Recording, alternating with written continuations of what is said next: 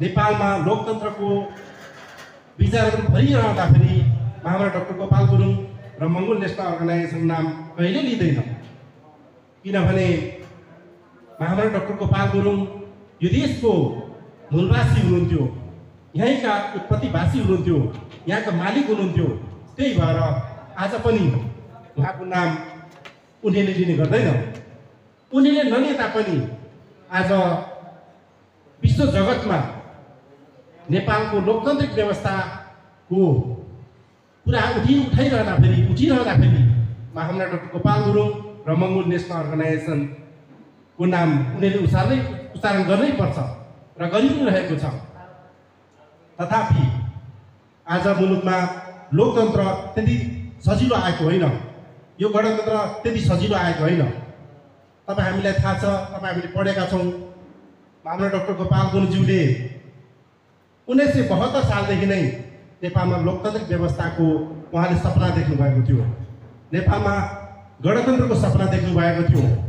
यहाँका तमाम मूलवासी मङ्गोलहरूको हक र अधिकारको निम्ति आवाज उठाउनुपर्छ, हक र अधिकार पाउनुपर्छ भनेर उहाँले एउटा सपना देख्नु भएको थियो। 1972 देखि निरन्तर रूपमा उहाँले यो कुरालाई उठाइरहनु भयो।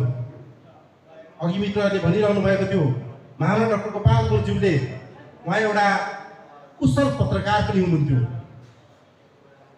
महामना डाक्टर गोपाल गुरुङज्यूले न्यू लाइफ र थन्डरबोल्ट नामक दुईवटा पत्रिका प्रकाशन गरिरहनु भएको थियो। त्यो समयमा त्यही पत्रिकामा उहाँले नेपालमा लोकतान्त्रिक व्यवस्थाको विचारोपण र यहाँका मूलवासी मङ्गोल जनसमुदायहरूले भोगिरहेको उत्पीडनको बारेमा उहाँले त्यो पत्रिकामा लेखेर यहाँका जनताहरूलाई चाहिँ उजागर गरिरहनु भएको थियो।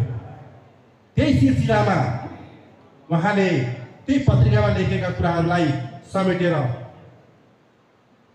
नेपाली राजनीतिमा अध्यक्ष सही भन्ने पुस्तक जो हामीले सबैले पढिसकेका छौँ हो, त्यो पुस्तकमा उहाँले त्यो कुराहरू लेख्नुभयो। जुन पुस्तकमा हामीले पढिसकेका छौँ, लोकतान्त्रिक व्यवस्थाका कुराहरू छ, समानताका कुराहरू छ, भातृत्वका कुराहरू त्यो पुस्तकमा उल्लेख भएको छ। अहिले जुन व्यवस्था नेपालमा लागू भएको छ त्यो कुरा चाहिँ त्यो नेपाली राजनीति अध्यक्ष भन्ने पुस्तकमा हामीले पढिसकेका छौँ हो। त्यो पुस्तक जब उहाँले लेख्नुभयो, त्यो पुस्तक लेखिसकेपछि यहाँका शासकहरूमा एक किसिमको डर पैदा भयो। अनि डाक्टर गोपाल गुरुङज्यूले यहाँका मूलवासी मङ्गोल जनसमुदायहरूलाई यो चेतना दिइसकेपछि हामी शरणार्थी रूपमा भित्रेका जो हिजो